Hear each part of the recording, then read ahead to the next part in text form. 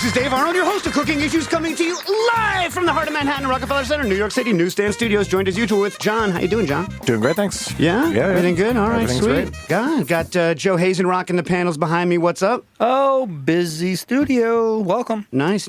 Upper left, Quinn Fuse. How you doing? Fucile. What's up? Everything good? I'm good. Good. Yeah. Got in California, Jackie Molecules. How you doing? I'm good. It's freezing here for California standards. So what does that mean, dude? 50 It's like degrees. 45. Shut up. You need to shut up. And nice surprise. I didn't think she was going to be able to make it today. And Nastasia the Hammer Lopez, how you doing? Okay. Feeling better? Nice. Good. And today's special guest in the studio. The studio is completely packed. So for those of you who don't know, this studio is it's called Newsstand Studio because it's an old newsstand. Mm-hmm. So it's very narrow. The only thing narrower than this place is Bar Contra. That's the only place on Earth narrower that people are allowed into. We have from Hana Makgeolli, Alice Jun, and John Lim. Am I pronouncing everything correct? Yeah. You nailed it. And for those of you that don't know, we're going to talk a lot about it in a minute, but I had makgeolli before, which is a rice-based Korean alcoholic beverage. But when I went to Korea a couple of months ago, I was like, oh my God. And I came back and I was like, I need to learn more about people making it in the United States, and hence they're here to teach us. But before that, what do we got going? Everyone, you guys are invited too. Mm-hmm. What do we got going this week? What happened in the past week that's good? I know Nastasia probably doesn't have anything good because this last week's been a horror show. But aside from that, what do we got? Anyone? Okay. Sorry, I wasn't prepared. Mm-hmm. Well, I mean, this past week has been really interesting. Dry January is coming to an end. And certainly there is obviously horrible parts about this week and existential questions that are floating, but it is driving a flock back to the bars and the breweries. Oh, yeah? Yeah. So you really notice a drop in January on the numbers? Drop in January, but this year there's a drop on dry January, so Right. inverse of it. It's been really nice to see. More people are staying liquored up in January because... Exactly. The community's coming out. There is at least a vibrancy that's coming back to the dining scene in Brooklyn, at least an uptick from 2024 and the end of it. So we've been having a great start to the year. Yeah, nice. Let's see, have I done anything? What about you, John? You got anything from the restaurant? Anything good?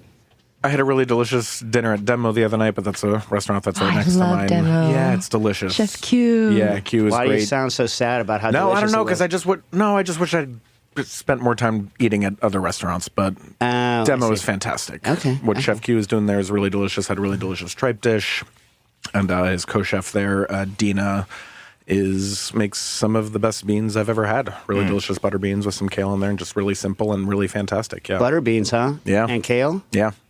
I know what it sounds like, but it really was fantastic. What do you mean? What does it sound like? I don't know. To me, it just sounds a little plain and boring, but it's just it was the best. I'm gonna, if I had Steve Sando on speed dial, I would call him and tell him that John says that butter beans is boring. No, I love them, but it's I don't know. They're just usually men. She just really makes them pop, and they're fantastic. Any bean she makes is great. So yeah. Hey, this is not a dried or any kind of bean, but you know what I miss every year? Wax beans. I love a wax bean. Do you like a wax bean or a green bean? Wax bean. Wax? Over green bean, I think, Yeah. With bacon or without bacon? I mean, with bacon. Okay. Yeah. Naturally. What form of green crap? Do you like parsley in that or some other form of green crap or no I like green parsley. crap? Yeah? Yeah. So basically what I'm feeling is wax bean, bacon, parsley. Yeah. Answer. It works, yeah. I could eat the heck out of that. Yeah. Oh my God, I could You eat the couldn't. heck out of that. All right, what about you, Jack? What do you got? I want to shout out Julia Turshen because it's been a super busy week for me, and her cookbooks, man, that is really some good, you've only got, an hour to slop something together at home. All right, so give me an example. What'd you slop together in an hour? This chicken and kimchi rice dish that she does, which is, it's the simplest thing on earth. It's literally just throwing unchopped kimchi, chopped up any chicken, boneless, and broth, basically, in a pot. That's it. Wait, what's... Which I don't need a cookbook for, but what's any chicken?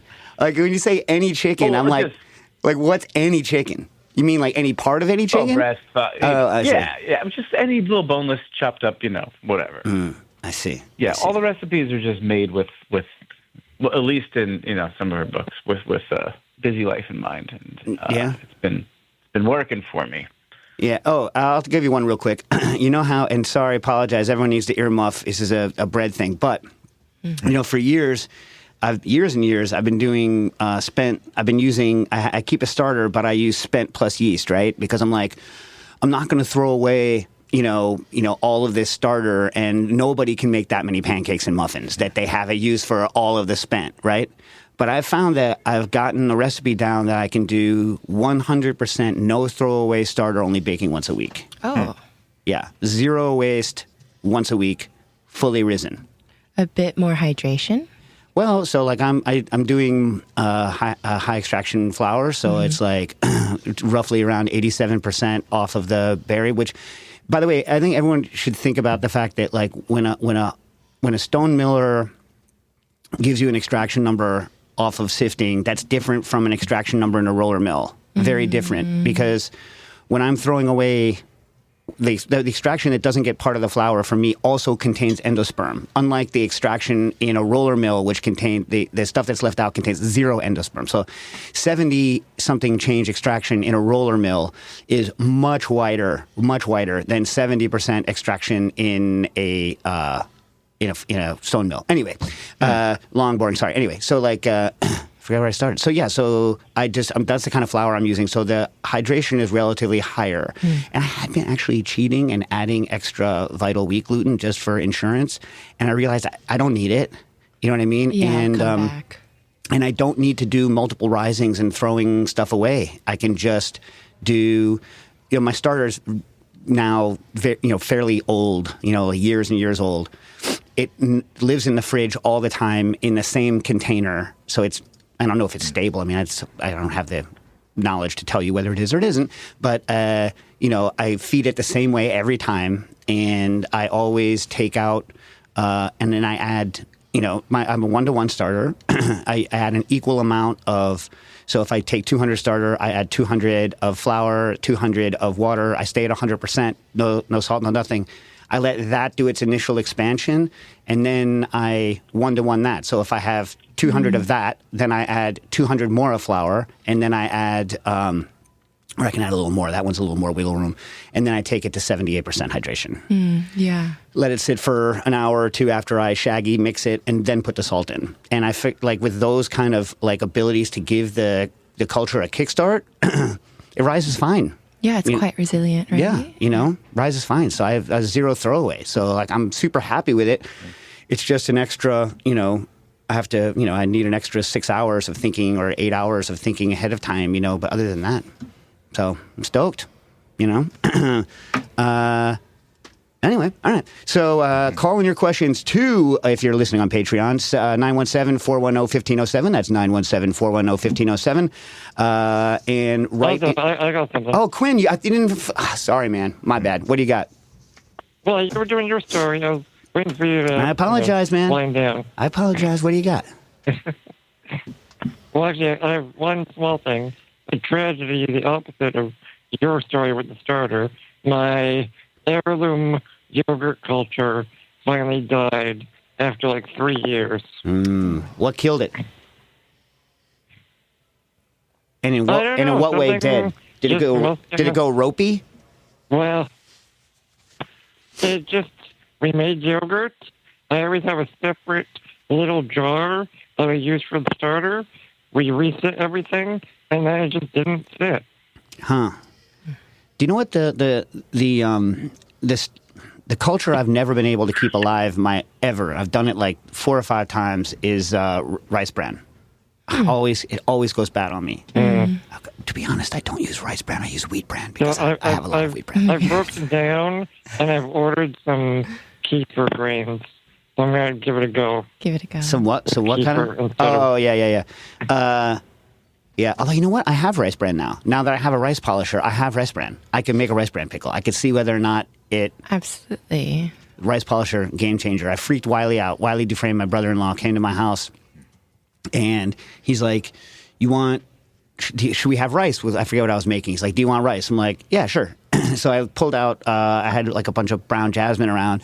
And originally I bought the rice miller for wheat because I do a lot of wheat experiments. But then I had this brown jasmine rice that had gone a little bit rancid. You know how when you open a brown rice and it's like, it's got a little bit of that cardboardy stale smell? I was like, oh, no, I'm not going to eat this. So I polished off the outside and it smelled fresh again. And it was like semi-brown. I'm all about the semi-brown now. Yeah, In fact, it's a great medium. I did semi-brown. Like a couple of weeks ago, my son had his yearly sushi party, which is all he asked for, his yearly sushi party. So it's an excuse to go buy a whole side of Ora King salmon and cut it up, cure it, and all this. Not cure it, but get it ready for sushi. And I have to make the rice, and he sits there and he fans it and he does all this stuff. And so this year I bought Nishiki brown because it was the best brown I could buy locally, and I didn't mail away because I'm too lazy. And I milled it to semi-brown. He didn't notice it, but it tasted better. How big is the mill? Tiny. Oh my gosh. Tiny. It's tiny. It looks like a little colander with a spinning doodle in it.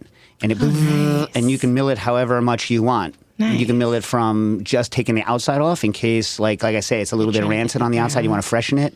You can even refreshen already milled rice. I mean, I don't know that that's really a problem, but you can do it. Anyway. Make a sake out of it. Well, it's interesting. So, you probably could do, like for first experiments, but I'm told that the polishers for sake are very complicated. This is literally a paddle, just like, wah! Yeah, and you want to put in the appropriate type of rice that has that dense core. Yeah, Otherwise, yeah. it's kind of, Yeah, well, wait. Oh, I know. Calling your questions too, 917-410-1507. That's 917-410-1507. If you're listening on the Patreon, and John, why don't you tell them, or Quinn, tell them why they might want to join the Patreon. You can take it away this time, Quinn. I feel like I'm the usual one who does it. Okay. Yeah. Well, the Patreon gets you priority questions answered. You'll get amazing promo codes. Although this time, I forgot to tell Joe because he edited it out. Last week, or the previous week, we had Matt Sortwell, and he did actually give us a public code. So that's issues 10, which is a public code. But if you are a patron, you'll get a better code. And in general, promo codes for Kitchen Arts and Letters and some of our other sort of friends of the show are only available to patrons. And you get to join the Discord as well.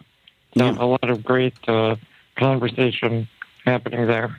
Yeah, and send your questions for, say, this week. I thought we're going to L.A., but that got shifted to next week, thankfully, so that we could have this Makgeolli discussion today. And on the 25th of February, which is, I think, is that the next guest in, John? The 25th, we have Osai Endelin, who is the author of such books as the Black Power Kitchen, which is that's the Ghetto Gastro Cookbook. Correct. And also the quotes for the Museum Food and Drinks African/American quilt. Yeah. Exactly. Nice. Yep. So, send in your questions for, I don't know, what it's like to write those books, right? Yeah, write those books, be involved in that kind of food history and culture about food writing and things like that. She's a really good author. Nice. All right.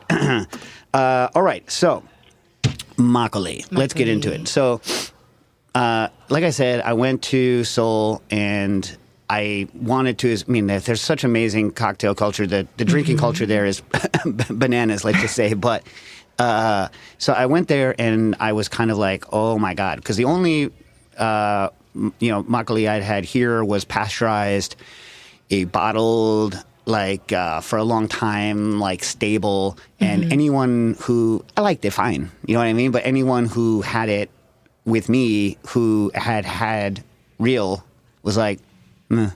And was it like the sweet 6% ABV style? Yeah. I mean, the most kind of thing that was real were the bowls they were serving them in. But so then when I went there, I was shocked by the breadth of it. So before we get into the particulars of, you two in the company, why don't we just give a primer? Because I think a lot of people, myself included, it's, the incredible kind of diversity of products and kind of flavors and experiences you can get with rice-based spirits in Korea. I think people don't understand why it's different from any other culture's rice-based spirit. Yeah, absolutely. Well, let's just start with the fact that there's almost a little more than 3,000 breweries in South Korea alone making makgeolli today. Not beer, not wine, not sake, right? This boom or this resurgence in Korean brewing from the country didn't come out of nowhere. There had been, smaller, I guess, upward trends between, the 1980s, starting in the 1980s, coming into the early 2000s with the export of makgeolli, where there was like a return to a product that was otherwise seen as cheap or for, workers or, for like a certain archetype of old man drink. An old man, right? Of a person in Korea. Not made by the old man, but drunk by the old man. Well, both. Really? Right? Which is a really interesting history because makgeolli, like many other types of alcohol from all over the world, has a 2,000 plus year history in the country where a lot of it was produced by women, right? And there was as much style, if not more, variance in style, if not more than there is today. But the pasteurized makgeolli that you're kind of referring to, it's not just the fact that it's pasteurized that makes it taste the way it does. It's the fact that it's made often with, bleached wheat flours or tapioca starches, and on top of that, it's brewed with pure refined enzymes and yeast inoculates, and then brewed hot and fast, and then diluted and aspartame. That's what gives it that specific taste that may not be to your liking, or may not be to the liking of some drinkers. I think it's fine. It's just not nearly as interesting. It's nowhere near as interesting, and it's not accurately representative of the deep history of the category. Right? So the way we define makgeolli is any grain-based alcohol that is fermented with nuruk. Now explain what nuruk is, because everyone's like, oh, koji this, koji that. Explain this as its own ferment. Yeah, nuruk is typically a wheat and barley-based inoculant, but there's other substrates that are involved. There's nuruks made with rice, there's nuruks made with mung bean, but typically wheat and barley, and it's an inoculant of wild fungi, including aspergillus, but many, many variants of aspergillus, and then wild yeast in the same starter, as well as with tons of other bugs, but predominantly a lot of lactobacillus. Nuruk's unique nature is that, one, it's a polyculture, right? And not just like specifically within the fungi or specifically within the yeast, but across all families of the microbes. And it's the fact that it's all inoculated into one starter as well that makes it unique. Typically anywhere between a 3 to 6 month production process where the substrate is coarsely ground, wetted, formed into dense cakes, then inoculated either open air or in these rooms called ondor. And then there's a process of inoculating the cultures, which takes significantly longer than when you're inoculating a single grain of rice, like with koji, because that fungi has to burrow through like 1.5 inches to sometimes 3 inches worth of material. And then a long drying and curing process afterwards so that the starter can be used at any point, not immediately after. So there's some fundamental differences in the microbial makeup of the starter, especially when compared to a methodology like sake, or sake making and the use of koji. And then it's the fact that you have a parallel ferment. You have the conversion of starch to sugar and sugar to alcohol truly from day one. It's not like that, like beer or sakes, where a yeast culture is typically pitched in a few days later, right? Or after the wort is made, or after the moromi is made. So you have competition between these kind of trends or these types of fermentation from day one. On top of that, it's a microbially diverse starter, so it's making lots of different flavor.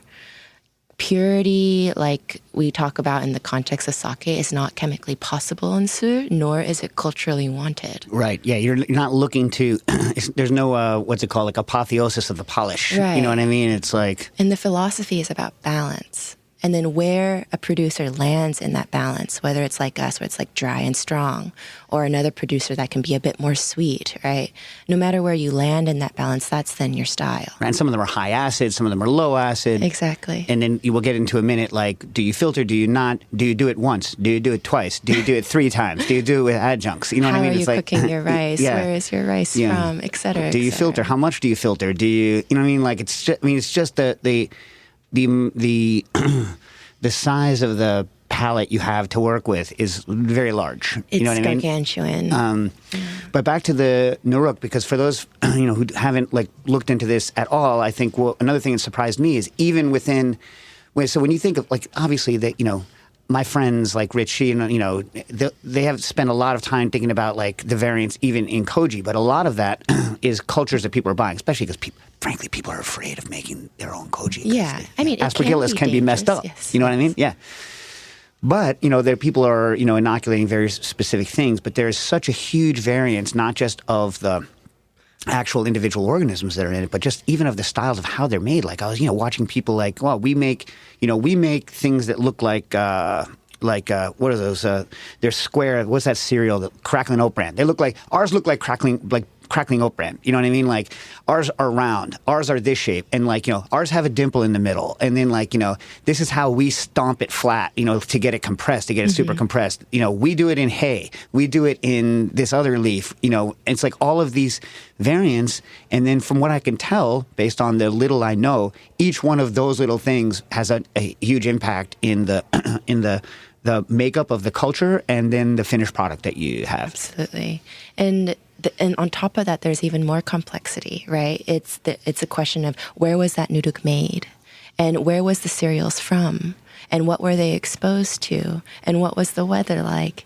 And there is like a sense of, it's not like terroir in the traditional sense of the word, like when it comes to vinifera and the way we talk about grape wines, but there absolutely is a unique microbial terroir that Nuruk is able to capture that other, I guess, more like post-industrial styles of starters cannot, right? And that's what we've been working on at Hana Makgeolli, is trying to show people that this unique starter can also create products that are versatile, functional, easy to pair, and are relevant to our palates today.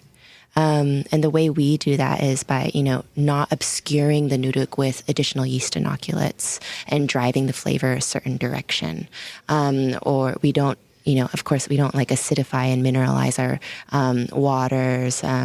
We don't add additives of any kind. And, one, in part because that's not what we're trying to stand for as, I guess, a more premium Korean rice wine brand.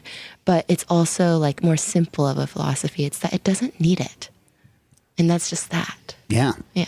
I had one more. Oh, I read, obviously it's alive because you ferment with it. But, unlike, for instance, if you're buying like a yeast pack from Y Yeast or whatever, right? Mm-hmm. It changes even depending on how you store it. So I read this one person was like, don't buy it on, in a vacuum package and then use it right away. It has to come back to life, hang it outside, let the sun hit it. Popje, yeah. Yeah. Popje is when, sun sterilization. Yeah, what is it? Is that? I don't even know if it does anything. But it's a practice that, Korean culture and gastronomy is about preservation in all the forms, right?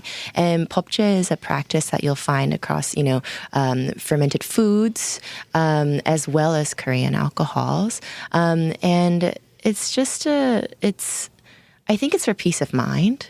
If there have happened to be physical bugs, in your dried starter or whatever, it gives them an opportunity to kind of scurry out.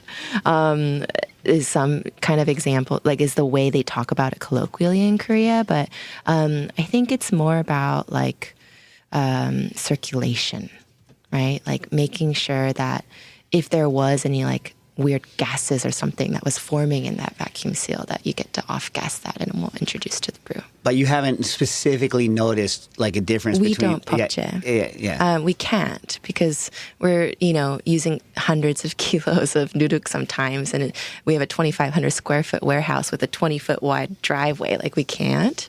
But sometimes, like when we do make flower infusions, we have a chrysanthemum and a hydrangea wine. If it is a sunny day, we'll take that opportunity to sun the flowers out. I don't know exactly what it does, but it's nice. I mean, I can imagine, but I don't know. In other words, you know what I mean? Like we can hypothesize, but I have no idea. Yeah. There's plenty, though, of these kinds of stories from Korean brewing, because Korean brewing as an industry is not as well-resourced as the beer industry is or the sake industry is. And while there is so many incredible people that are dedicating their lives to the research of sur, we're, frankly, like, anywhere between 60 to at least 40 years behind. Yeah, give them that term again in case they're not used to the whole category name of Korean. Sul. Yeah. SOOL, SUL. Like when you say like sul, it can be beer or wine, but in this context, we're talking about it as the term for all Korean alcohols. Right, specifically including Korean. soju, including this style of makgeolli that we make, including the conventional style of makgeolli that's made, including blackberry wines and ginseng infusions. And, there's so much, like you said, breadth to the category. There needs to be a word that encompasses it all, so we choose sul. Hey, John, should we taste something before we go further? All right, let's do it. What do we got? What's the first thing we have here? So this is Beojju, Beojju. We're not the best at coming up with the easiest names to say. Well, I had this conversation with I forget who, someone on. I was like, the way that like Korean is written in like. Like the romanization, right? Yeah, that's the right word. The romanization, like, I don't understand. Like, it seems like they made it more confusing for English speakers to pronounce it correctly based on the way. There are better ways to write it with this set of alphabet. You know what I mean? Get Makgeolli all the time, but we love it. I mean, it's so cute. But it sounds like that's like the singer of a metal band, or maybe the drummer, or like something Italian. Yeah, that's like that's what. Yeah. Yeah. Like from Jersey. They're from Jersey. Yeah. But this is Beojju. And the prefix is the pot from cherries. And then ju is the suffix for alcohol in Korean. So this is a rice and sour cherry co-ferment made in technically 3 stages. First 2 stages were rice, and then we allowed it to ferment for about 4 weeks. As it approached near dryness, we had these cherries, sour cherries, sourced from Rose Hill Farm in the Hudson Valley. Matt, the cider maker there, is a really good friend of ours and was overwhelmed with his summer harvest of cherries, as always. It's a nice problem to have. Exactly. For us especially, maybe not for him. And we got them frozen so that the cell walls were pretty broken down. We let them defrost, press them, put the juice into the rice wine, and allowed it to ferment for another 3 to 4 weeks. We did clarify this wine because the sediment kind of made it taste a little bit too much like, cough medicine, right. With the softening effect. You want to tell people the choice. Do you let it sediment? Do you not? Do you keep it in? Do you filter it? The names and the kind of ways they're... Yeah, absolutely. So technically, our Beojju is a yakju. It's a clarified style. Another term that's used to describe clarified wines is cheongju. But Beojju overall is... I know that we're here to introduce Hana Makgeolli, but this is actually very unique and experimental, and fruit co-ferments within the Sud context is not common. So, and it's I've become a pain in John's butt for this reason because I spread us out a lot of different ways. Pain just because it dilutes the... I think she refers to me picking up the materials or ingredients or whatever. Oh, I see. Yeah. But this is a very modern idea, right? People doing these kinds of things. And it is actually quite personal, right? Like, Matt's a friend. This farm is a farm that we love.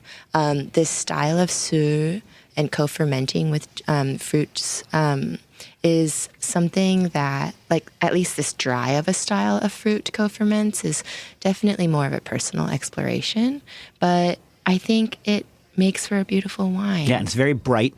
Super bright. The sour cherry especially has a very particular kind of back palate acidity, like there's acidity on the front like normal, but like a back of the throat. Yeah. Which what do you think, John? I think it's delicious. Thank yeah, you. no, it's really tasty. Thank you. And what's this rocking at ABV wise? 15. Yeah. So now 14. 14? 14. Well, 14 is the new 15. Yeah. I mean, but like, Who's checking? Using these, like Nuruk and multiple fermentations or whatever, you can, without any distillation, get a very wide range of ABVs. Correct? Absolutely. You can get pretty close to like 20, 22 if you're really pushing things. But you have to understand that, especially when you're using only Nuruk, right?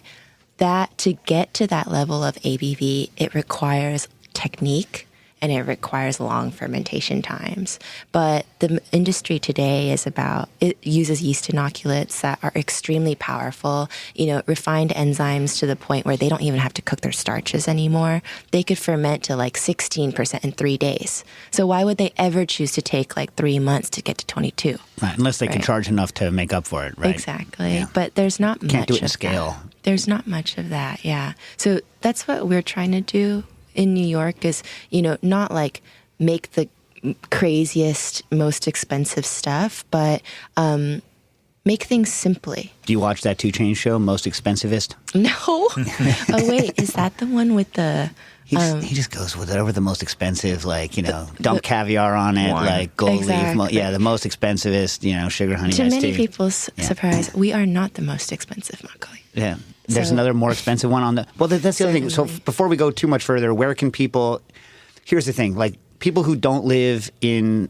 I'm sure there's people in LA doing it. I'm sure there's people... You're doing it here. But, where can people go to have this? Or how can they experience what you're talking about? There's mainly like 2 channels, or now there's 3 channels through which people can experience. So there's, of course, like getting the conventional types of products, mainly from the Korean grocery stores, Asian groceries, typically sourced from, similar importers and suppliers. So you'll find makgeolli in most Asian grocery stores in some way, Yeah, but that shape, or stuff that's form. coming in, none of that's the live, real stuff. No. And so there's, of course, that's one channel is domestic producers. Outside of us, there's about 6 other domestic producers. All of them are fairly small and up and coming, but it certainly is more than 4 years ago when we started. And they're in LA, they're in Seattle, they're in Georgia, so people can go to there.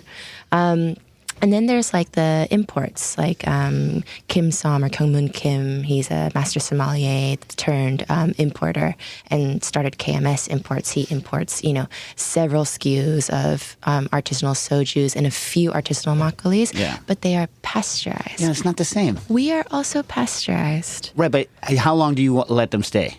Well, we're fermenting for 4 weeks plus, but then we pasteurize them and bottle, typically within a week of bottling. And how long do they stay the way you want them? They age beautifully because of their pH, though, and their TA, not necessarily because they're pasteurized or not pasteurized. Right, so you're doing one of the more high acid stuff. So you think the ones that are lower acid don't hold as well? No, they kind of disintegrate. And that's with any beverage, right? Like, acidity is a preservation method, and being able to get a great finishing pH around 3.5, 3.6 is critical to the longevity of your wine, whether it's pasteurized or not. So you don't believe, and again, like, I've never made this stuff, so I don't know, but so you don't believe necessarily that it needs to be quote unquote alive when you're drinking it, as long as you're not damaging its profile or jacking it with something to stop it from moving. Right, exactly. So, like, on the question of heat, for example, when you pasteurize, like, pasteurization is not just a factor of temperature, it's also a factor of time. So you can pasteurize at slightly lower temperatures, but for a longer period of time and not affect the flavor as much. And that's certainly what we do. We also use steam, instead of water baths, and we pasteurize in bottle so that the wine's flavor is preserved and it's not too rounded. And then outside of that, a lot of times when you're trying conventional or non-conventional makgeollis, sometimes you're going to get that really round, I ate too much milk chocolate kind of taste and get that stuffiness in your chest. That's koji. It's not pasteurization. It's the taste of koji, right? And it's the use of koji in makgeolli that drives a certain type of flavor that people have grown to love. But what people need to understand is that that's relatively contemporary, that sense of nostalgia for this product. It wasn't until like the 1960s or 70s when we started making makgeolli the way we do now in the majority of the market. Prior to that, there was variance, there was, style, there was certainly stronger ABVs and lower sugar levels. But right now, the median is like squarely 22 grams per liter plus, and it's insane. And so you can ship then? Yeah, we can ship. We actually started up in COVID. So our whole plan, like every other beverage brand that starts up, is, a mix of wholesale and direct to consumer, but mainly it was wholesale. We were excited about getting to our restaurants and our bars before the launch, and then COVID completely wiped it out. So we had to pivot really hard to direct to consumer. Pasteurizing our bottles makes it safe enough to be able to ship and grow that direct to consumer side of the business at a time where it was our only choice. And we did some crazy things back in the day. Like no rice wine breweries were allowed to ship to California. John single-handedly lobbied the ABC. And why was that? Was it like the category just wasn't? They hadn't set it up, or John, they made a distinction between rice-based wines and grape wines, Yeah. which I called into question. I was like, that's not fair. And California being who they are, they agreed, and they changed their regulation on that. So yeah, now we can ship DTC to California. and so even for a Long Island kid, they changed their rules. I didn't tell them that. No, and so can now all the new domestic breweries that are making sakes or sur or xiaomijiu or sato or whatever they decide to make. If they're licensed as a rice wine brewery or manufactured by the TTB, they can now ship to California because of John Lim. So it's really fun, like the way we started.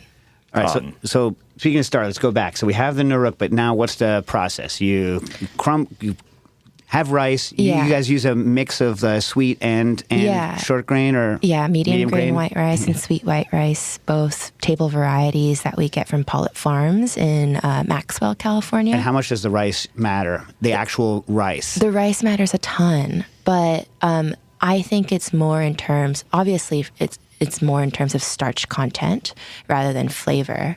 But when you're fermenting with nuruk and not yeast inoculates that can create certain flavors. Like I'm talking about a Sauvignon yeast strain, making anything taste like Sauvignon, Without that context, then the rice matters. So our rice is also farmed organically, which is quite rare for the staple grain industry. It makes a huge difference in the quality of the rice and the health of your ferment, especially when you're not using inoculates. And then there's of course the farming practices as well. Californian farmers, they have to dry farm because of the drought and water supply. But dry farming is also far more sustainable than wet farming. It releases less methane into the air.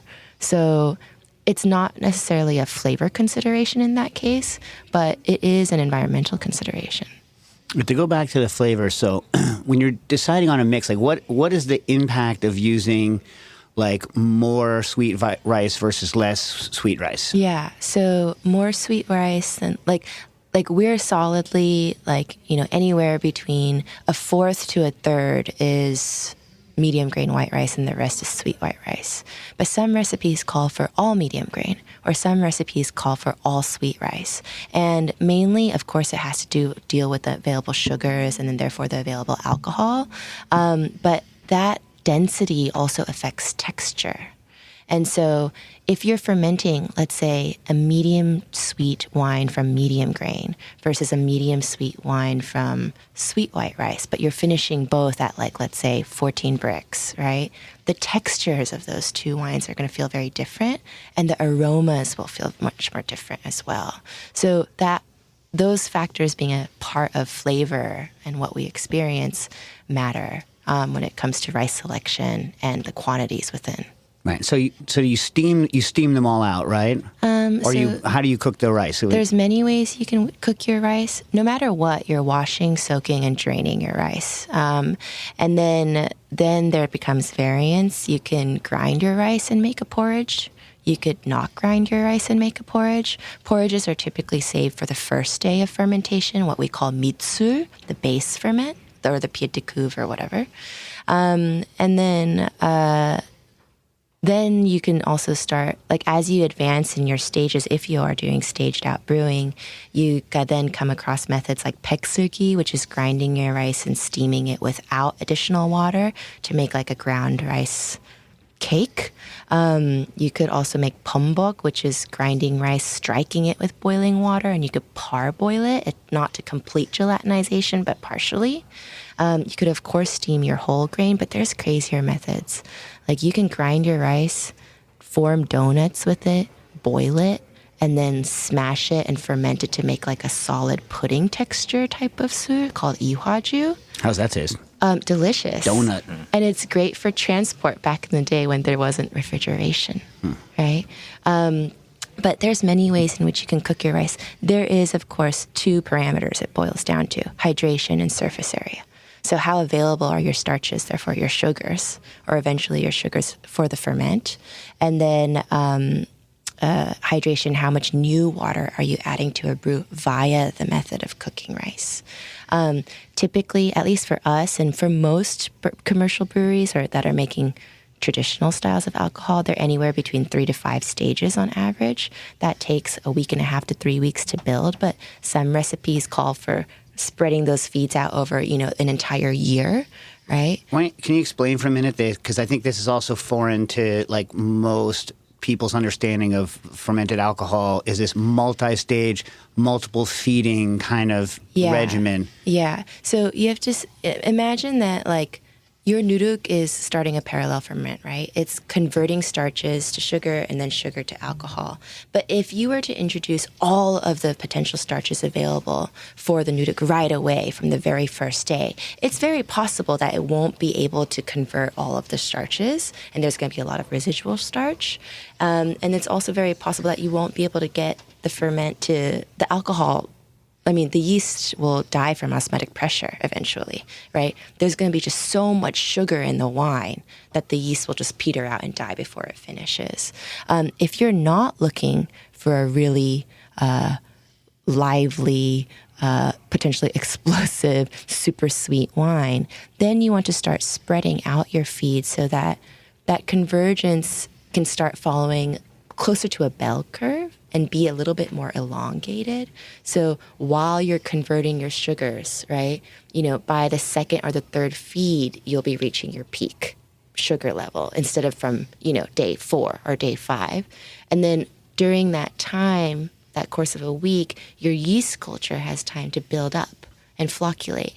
And then at some point, right, the sugar conversion is not the dominant process, and then the alcohol production takes off. But by that point, the majority of the sugars have been converted.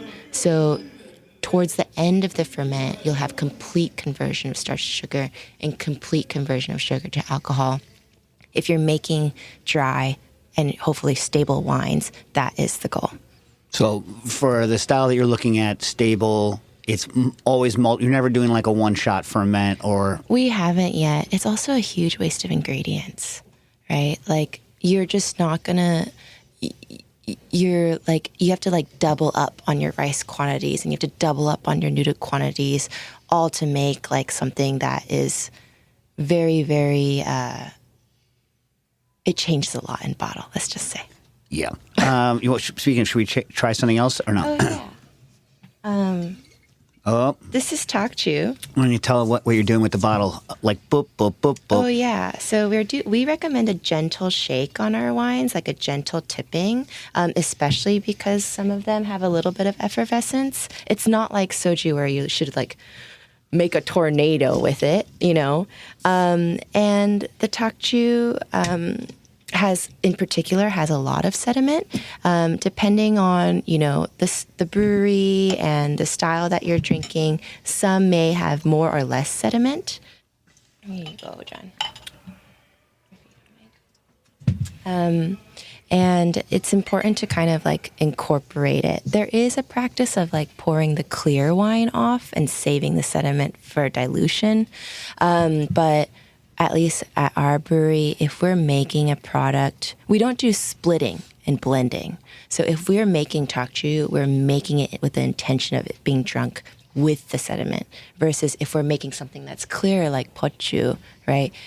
We have the clarification in mind when we're developing the recipe. So the intention is there for it to be finished clear, right? If we wanted it to finish with sediment, we would have probably brewed it differently. Because there is, like you said, there's also sometimes the practice of taking the sediment from a higher alcohol production and watering it down, right? Absolutely. Yeah, it's down to like 5-6%, right? I mean, it's a lot like soju and like the overall trends in that space where everything's just getting lower and lower ABV.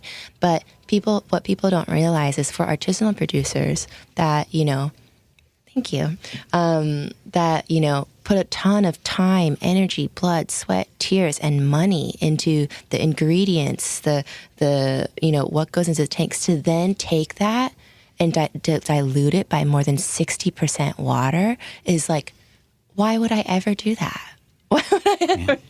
And so, like, for those that have not tried this style before, I just can't say more clearly what a different experience it is drinking these products than drinking, if all you're used to in non-distilled rice products is sake. This does not taste like sake. It's not in the same ballpark as sake. It is completely different taste to me. What do you think, John?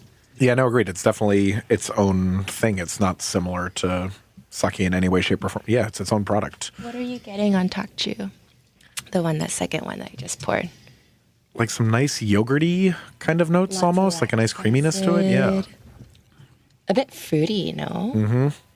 There is Nagori sake, which is unfiltered, which has some similarities, but right, but it still has a taste like sake. Right, 100%. You know what I mean? Like, I know what you were saying before, like the taste of the koji. There's a specific thing, which I like, but it's not the same product. You know what I mean? Absolutely. And this, you have like all your flavors are kind of a bit more explosive, a bit more spread out, and then there's of course the acidity. Tokju. This is like the closest thing to conventional makgeolli that we make. It finishes around 8 grams per liter of glucose, which, it's a lot of sugar overall still for a dry wine. But glucose is not as sweet as sucrose or fructose. Right, people, 8 grams per liter of sugar that's less than 1%, right? No, that is 1%. It's about 8 grams is 1%, almost 1%. Yeah. So it's still low. It's still very low, like not detectable on the palate. And, if anyone knows makgeolli, they'll drink our tokju and be like, oh yeah, that's a dry makgeolli. I have found this in the bar world, people have a difficulty because when you say grams per liter, they think of it as percent, but it's 10 times less than percent. You know what I mean? Like 1 gram per liter is 1/10 of a percent. You know what I mean? So Exactly. It's like people when you give people recipes, this is a problem. You're like, add 1%, and they add 1 gram to a liter, and you're like, no, that's 1/10 of a percent. You know what I mean? Like, because they didn't do that extra 1,000, right? Yeah, it's 1,000, not 100. A liter is 1,000 people. A grams equals 1 milliliter. Yeah. Milliliter. We did just come out with a product called Mach 8, which is a conventional makgeolli. It's a much lower a bit sweeter. ABV, 8%. We didn't bring that one today. No, but it's our first canned product, which is cool. And is there a jet airplane on it? It sounds like it's like Mach speeds? Yeah. Actually, there is. It would be extremely fast for an airplane. In fact, faster than any plane has ever traveled. It's a little 8-ounce can, so you can drink it quick too. And it's a bit more of an experimental style. Yeah. Like what I always used to say, drink quickly but responsibly. You know what I mean? Like, yeah. Which you've seen me do, John. Yes, very much. Yeah. Yeah. All right. So now I think we've got to the point where we can ask Jordan's question and have it be reasonable. Jordan asks, every time I read up on Korean mold ferments, I am surprised people rely on seemingly wild inoculation of, I'm going to read it straight with their terminology, okay? Seemingly wild inoculation of meju by using rice stalks as an aspergillus source. Yet in Japanese ferments, I rarely hear about wild inoculation, and instead koji spores are widely available for purchase for direct inoculation. Excuse me. I realize Japan and Korea have complex history related to traditional jang production and suppressing Korean artisanal culture, but are there really no Korean artisans using koji spores to make rice and soy ferments, or is the aspergillus used in Korean meju? This is not a question specifically about what you're doing, but just I think it's interesting to talk about the different in general. Yeah. Or is the aspergillus used in Korean meju distinct from Japanese koji? Relying on wild inoculation every time just seems so risky from a quality control and food safety perspective. Any information and resources you're willing to share on this topic would be greatly appreciated. Okay. I can take this one. No.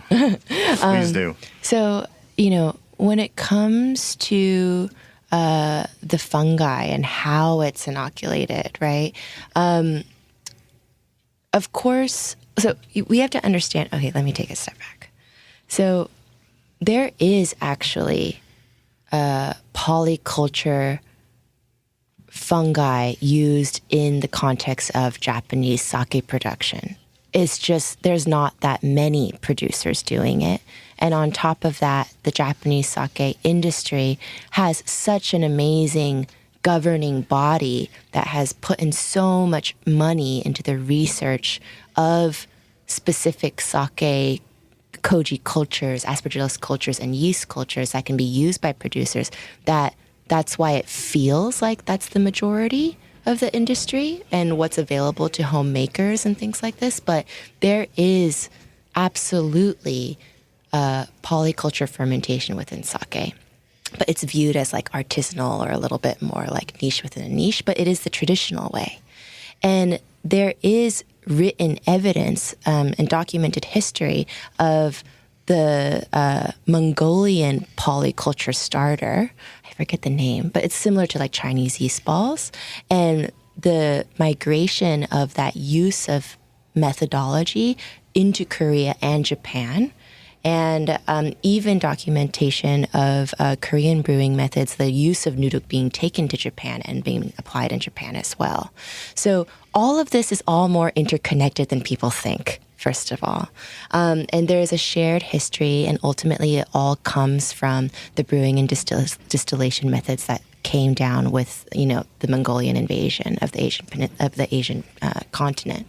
So to say that like sake and sur they are distinct from one another, but to say that they're not related is kind of silly.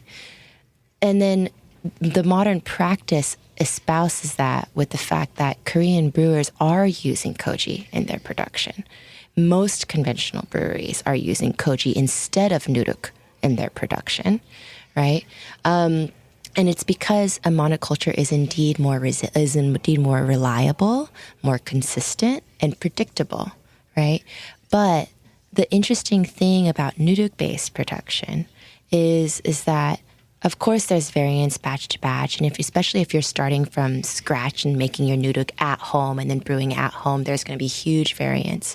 But there's also nuduk producers that, the ones that are left in Korea are at most 200 years old, and there's a reason why, right? It's because this method of making was suppressed for a long time, unfortunately. But those producers, they're actually producing fairly consistent nuduks because the spaces in which that they're inoculating them perpetuates this like very strong ecosystem of fungi and yeast from batch to batch. So there isn't actually that much variance as many people expect. But from a single nuduk producer, of course, their summer nuduks could be different from their winter nuduks.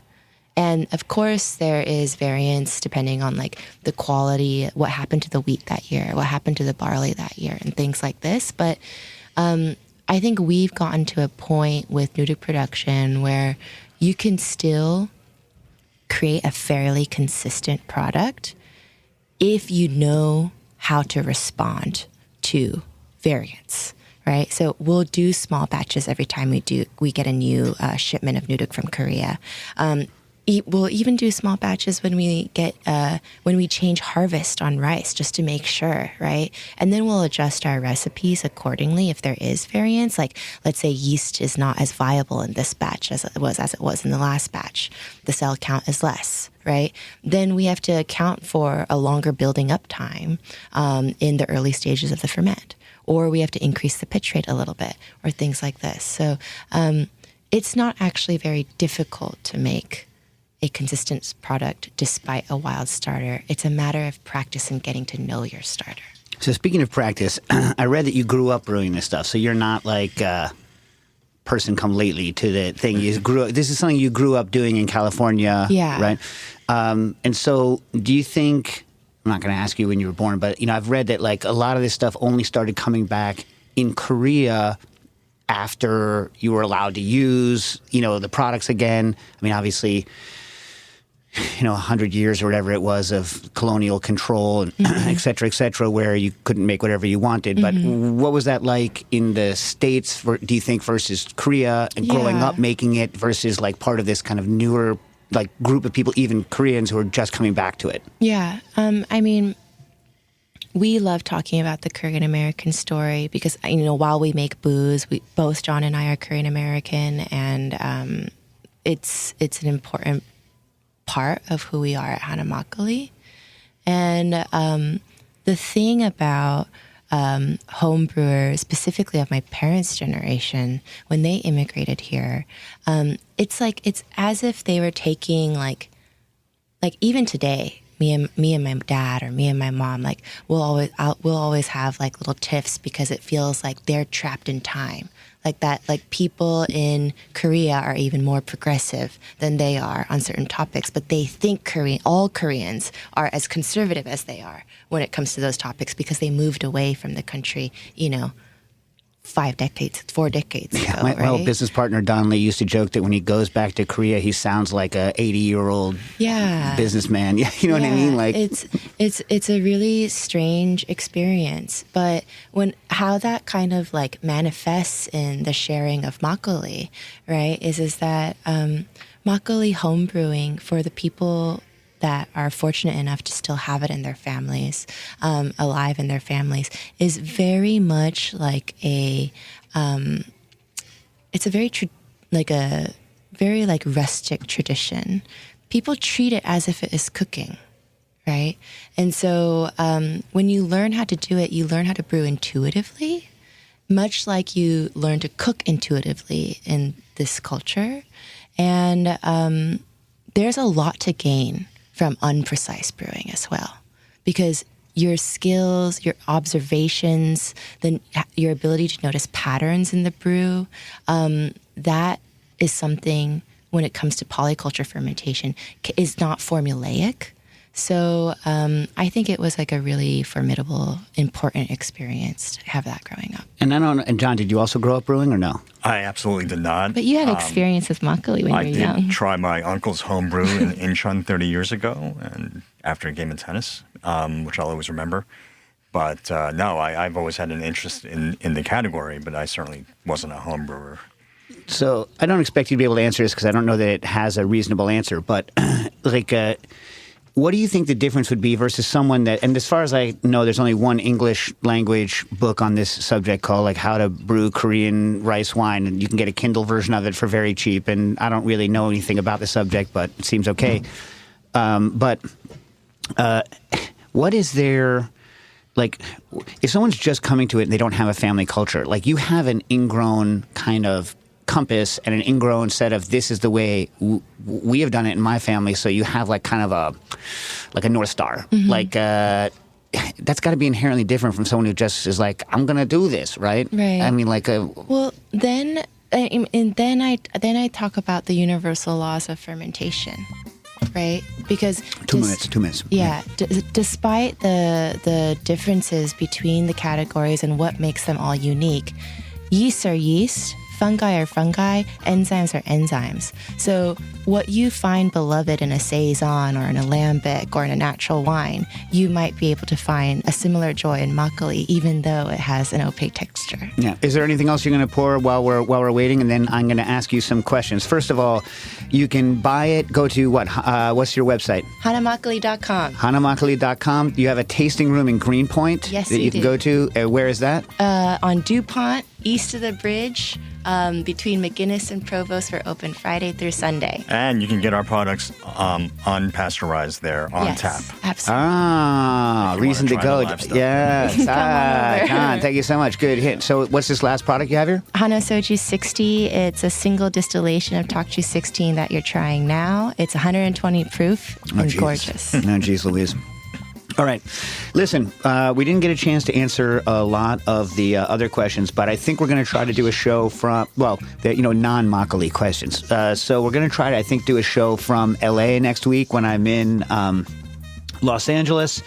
So we'll talk about that stuff then. All right. So talk a little bit in the 32 seconds we have left about just Hana Makgeolli and starting it. It's been a joyful 5 years since we started, but John and I have been really working on this closer to 10 years together. Korean rice wine, while it still is a very niche category, has more prospectus, more potential than even sake did, 10, 15 years ago.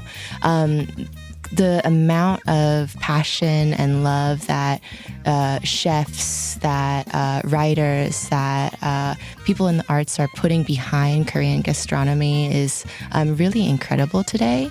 And we hope that people are able to enjoy Hana Makgeolli and learn something new about the category, about Korea's deep history as we grow in our collective understanding about Korean culture. Awesome. Well, thanks so much. Alice June and John Lim from Hana Makgeolli. Go try their products and, go taste some. Get you some makgeolli, cooking issues.